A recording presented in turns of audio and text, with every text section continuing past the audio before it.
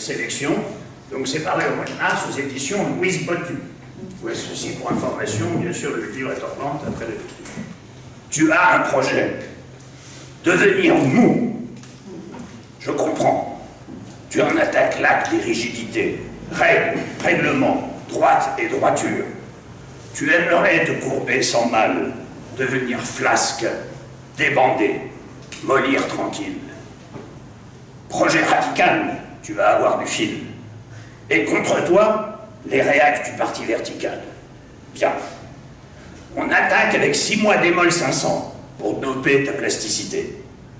Ensuite, ablation du squelette en totalité ou en partie, minimum 70%. L'opération est complexe. Tu en ressors réduit à l'état de quasi-mollusque. C'est le but du jeu. À toi la belle vie. 2.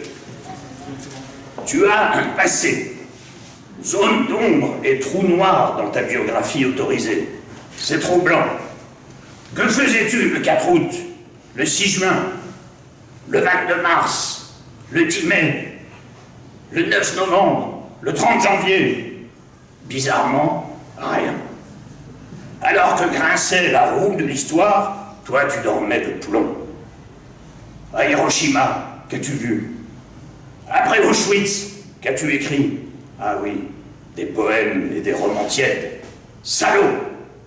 Ta bio, va falloir la revoir, avec soin, de sorte que transparaisse ton passé dégueulasse. Avoue tes crimes, fais amende. Après, tu pourras te faire oublier. 3. Tu as un enfant, un fils de 15 ans qui n'est pas ressemblant. De face ou profil, et même de dos, aucun air de famille. Ni ta raideur, ni ta laideur. Pour la mère, tu n'es pas le père bio. Elle affirme un autre géniteur, sans savoir, parmi les possibles, lequel précisément. Ce flou soutenu aurait pu te froisser, il n'a pas, tant mieux. Mais bientôt va tarauder le fils un désir de tuer le père. Il y a urgence à dissiper le brouillard. Test ADN pour tout le monde.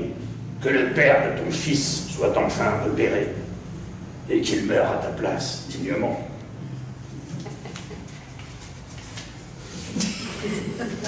4. Tu as un don. Déplaire. Soyons précis. Déplaire d'emblée.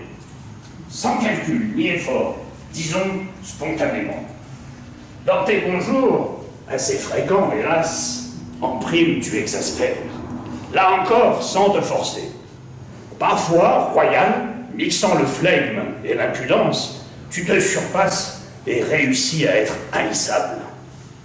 Ici, saillie cruelle, geste odieux, là, et bim, dans le mille. Ces aptitudes innées ont causé autour de toi dégâts et zizanies, coups et blessures. Te voilà mal au milieu d'un vide, seul. Il est temps d'être un peu aimable et de cesser de dégueuler. 5. Tu as une place, ni bonne ni mauvaise, une place entre deux. Et on t'a demandé d'y rester, mais pas moyen. Tu as la bougeotte et la danse. Tu te hausses et te pousses. Tu t'élargis. Il y a expansion. Tu empiètes et il y a saccage des plates-bandes. Que cherches-tu à la fin? Une autre place? Ça n'existe pas. Chacun est assigné à la sienne. Toi, ici, ta résidence avec jardin et carré de choux. Tiens, là, creuse un trou vertical. Glisse-toi debout dedans et enterre-toi, tête hors sol. De là, tu pourras bader les nuages noirs qui passent. 6. Tu as un vélo. Ne t'en vante pas. Ton vélo est d'appartement. Et ce qui est plus inepte encore, électrique. Les cyclistes d'intérieur sont des brêles, surtout toi. C'est pas en pédalant cet engin que tu vas dégraisser. Laisse tomber, sors de chez toi, va voir ailleurs si. tas que tu es, mou du molle, tic de sel, verdâtre de salon. Quoi, tu veux suer 3 litres à l'heure? Facile. Fais le ménage 5 fois par semaine, en grand, genre printemps. Pas chez toi, crétin, chez des gens qui ont besoin d'aide. Vas-y en bénévole, tu te minciras pour autrui. 7. Tu as un sac. Il était plein à craquer et tu t'es résolu à le vider. Le déballage t'a soulagé, très bien, mais le déballer n'est pas joli. À ton vieux linge sale de famille se mêlent des estrons desséchés, épines, bâtons, osselets, bris de verre, embryons rois des pointes rouillées. C'est net. Il y a eu de la casse dans ta vie et du déchet. Mais c'est fini. L'homme nouveau est allégé. Désormais, tu peux aller de l'avant si ça te chante. De l'avant. Qu'est-ce que ça veut dire? Rien. Reste là. Pose ton sac. Ne bouge plus. Ne chante pas.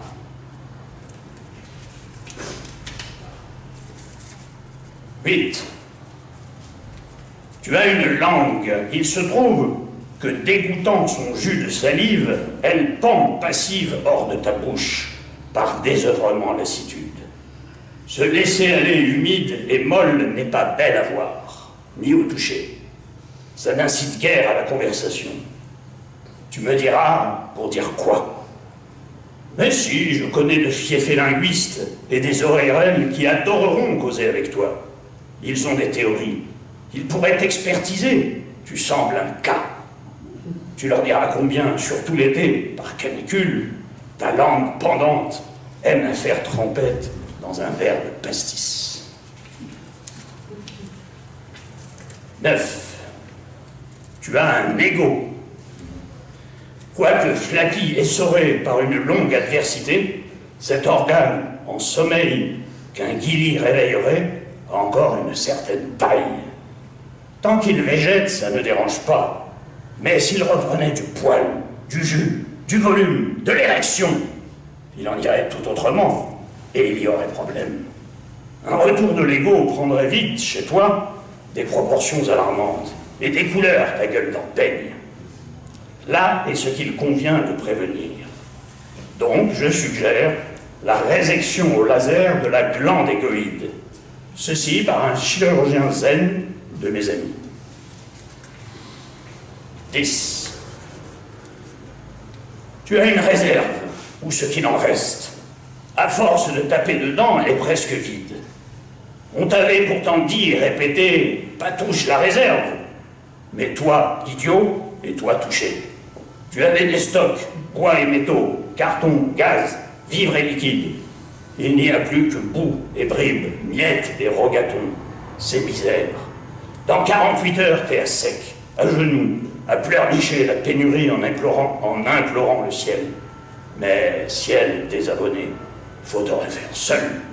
Va voler du bois et du fioul, des conserves, du jambon sec et du vin. Sinon, c'est la fin des A. 11. Tu as un rôle, un beau. Dans le film Les Coprophages, tu joues l'aliment, une allégorie. Le scénario est romantique. Annie et Alice, ta cousine, ont fait un mariage blanc et fêtent ce non-événement avec leurs amis dans une villa isolée. Une bande de coprophages surgit alors. C'est la panique. La peur au ventre fait son effet. Les copros salivent. Pour plaire à Alice, tu les défies. Va des rétros, les gars, je suis l'aliment blanc. Lances-tu. La peur change de camp. Les copros effarés se sauvent. Et la mariée s'offre à toi. 12. Tu as une occasion. Saisis-la. Un philanthrope veut te donner sa fortune. Il y a sûrement erreur, il va se raviser. Signe. N'attends pas, bougre de flamme. Tu es trop timoré. Être richissime te fait peur. Jamais gagné un rond au loto, mais que t'échoies le jackpot, et toi, poule mou, tu flageoles. Allez, prenons le taureau. Téléphone ce philanthrope. Dis-lui que tu connais quelqu'un qui... un repreneur de fortune, un qui a de l'audace. Baratine-le, vends-lui ma vérité, et obtiens-moi un rendez-vous. J'irai le voir. S'il y a gain, 10% pour toi. 13. Tu as un contrôle. 3 taux. 3 agents polyvalents débarquent chez toi. On vient pour vérifier, lance le chef. Vérifier quoi? Que tout baigne? C'est vague. Et sans préciser leurs pensées, ils se mettent à fouiller les ombres et fouiner les recoins. Ça dure. Ils ne trouvent rien. Comment ça, rien? Rien de substantiel, d'intéressant, quoi. Faute de talent, de flair, ils foirent. Reste la comédie domestique. Fuite d'eau ici, de gaz là, etc. Pas aux normes tout ça, mon vieux. Faudra vous y mettre. Ne discute pas. Sois poli. C'est ton intérêt. 14. Tu as un mâche-mot. Un dentiste commis d'office te l'a mis en bouche après une décision de justice. Ton franc-parler était trop franc et dévastateur. Tu as causé nombre de suicides, anorexie, parricide et apoplexie. Tu es un verbeau tueur. Pour toi, dire, c'est nuire. Que du saignant. Ainsi a-t-il été jugé opportun d'édulcorer ton parler de dingue en t'obligeant à porter un mâche-mot 24 heures sur 24 et 7 jours sur 7. Cet appareil embarrasse la bouche et réduit la phonation à de piteux balbutiements d'écoliers. Peine cruelle, une régression. 15. Tu as une chose. Comme on ignore au juste quoi ou quel, on dit quelque chose. Ça reste imprécis, flouté, mais ça rassure. On subodore une substance dense, une forme ayant l'épaisseur. Chose est une étrangeté qui gagne à être. Il faudrait la nommer. Ce n'est guère aisé. J'appelle idiosyncrasie ton idiosyncrasie. Ça ne donne pas le détail. On n'est pas plus renseigné. Le bureau des choses a la liste à jour des personnes qui, quelles, etc. Tu n'y figures pas. Je m'étonne. Insistez pas, dit le bureaucrate. Tu es donc ailleurs. 16. Tu as un trou, lequel tu es né avec. Anomalie congénitale, hélas héréditaire, comme tous les troués de ta famille. Si eux préfèrent être discrets, toi tu t'ingénies à toujours mettre ton trou en avant. C'est malséant, ça indispose, on te rembarre. Souvent tu prends des coups de batte et te fais remettre bouché à ta place. Ton trou ne mérite pas ces vexations. Il est de naissance. Ça devrait forcer le respect. Eh bien, tu t'exhibes et on t'humilie. La chirurgie ne veut rien pour toi. Surtout l'esthétique. C'est ainsi. Accepte-le. 17. Tu as un escalier. Chez toi, dans un coin obscur, tout en fonte et en colimaçon. Ça ne va nulle part. Il n'y a pas d'étage supérieur. Cet escalier sert de somnifère. Chaque soir, tu le montes 4 à 4 et pan! Traumatisme crânien. Tu dors profond, dégringolé au bas des marches. Sommeil de qualité, certes, mais l'abus de ce somnifère te tuera. Réfléchis-y, si tu peux, et vois un antiquaire ou un broc, plusieurs. Ces gens-là s'y entendent. Ils fréquentent des insomniaques et autres. Vend au plus offrant, même à perte. 18. Tu as une forme. Elle est problématique, difficile à décrire. Ton portrait a été essayé par des peintres qualifiés. Rien de concluant. Tu échappes. Une brume de théâtre se dégage, qui t'enveloppe et te disparaît. Faut voir. Quel œil peut former? Allons donc, pas si simple. Il y faut. On n'a pas. Complication. Tu te refuses. Ça ne facilite pas. Une photo, peut-être. Tu t'y feras écran plus que jamais. Flash possible, sûrement insuffisant. Ombre tu es, dont tu ne peux te sortir. Décidément, rien. Renvoie-nous ton faire-voir. 19. Tu as un vide. Ainsi que le révèle ton regard éteint et ta nuque amollie, ce vide est principalement dans la tête. De là, il gagne le poumon, l'estomac, la vessie, l'anus, etc., en y formant des sous-vides reliés au principal par la ruse dite des vides communicants. C'est simple. Si tu n'agis pas, tu seras entièrement vidé dans 8 semaines. Et adieu. Tiens, reprends du rata.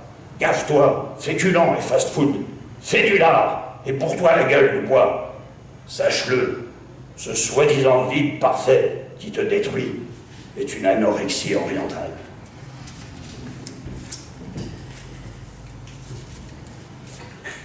20. Tu as une présence, triple et substance, coffre et envergure. Là, il y a un corps, disent les fluets. Ils t'admirent, et les transparents te jalousent. Tu causes fort, tes arguments détonnent. Ça évacue le plomb fadasse, les foudroies de songes creux.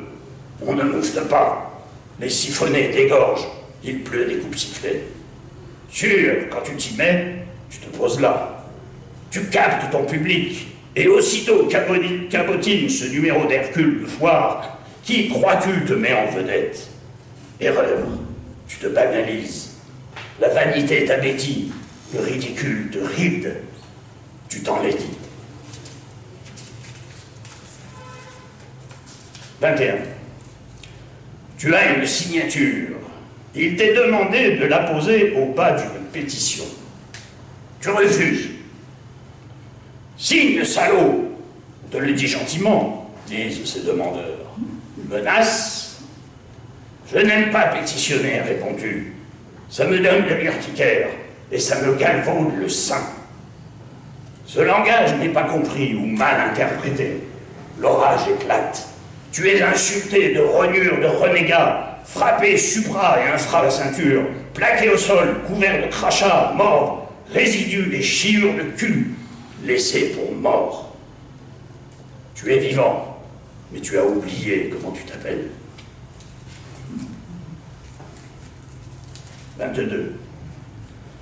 Tu as un parasite. Tu rentres chez toi un soir et trouves un type, la trentaine, installé comme chez lui. C'est toi, tu dis. C'est moi, il répond. Cet intrus égocentré, à peine tu le gifles qu'il avoue. Je suis un poète en résidence. Le ministère de la Culture m'envoie pour écrire ici, au vers, des sonnets de proximité. Sans blague. Proche ou lointain, rien à carrer de tes sonnets à la con. Tire-toi, l'escroc. La discussion dégénère. Crie, Orion, le parasite finit à l'hôpital. Disons que, parfois, tu devrais te montrer plus réceptif à la poésie. 23. Tu as un sourcil. Tu en avais 2, puis tu t'es fait opérer d'un. Au vu de tes antécédents, le chirurgien avait dit « ce sera ça ou le coude ». En soi, l'ablation du coude est de bonne médecine, mais le risque existe d'y laisser aussi l'avant-bras et la main. Donc, ôtons le sourcil. Et ce fut fait. Te voilà soigné. La cicatrice qui orne ton front côté droit te fait une gueule de cinéma série B ou Z. Envoie des photos, cours des castings, montre-toi, dis-leur que tu n'es pas manchon.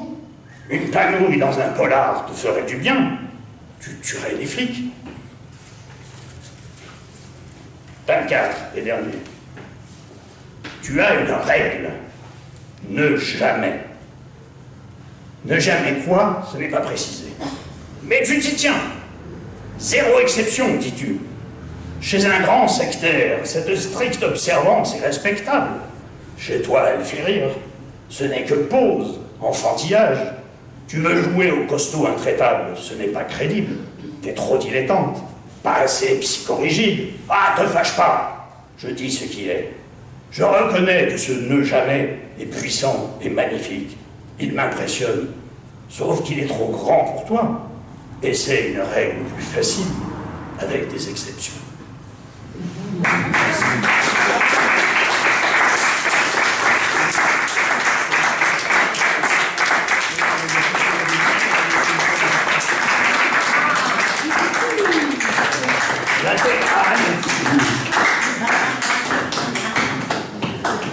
Merci à tous.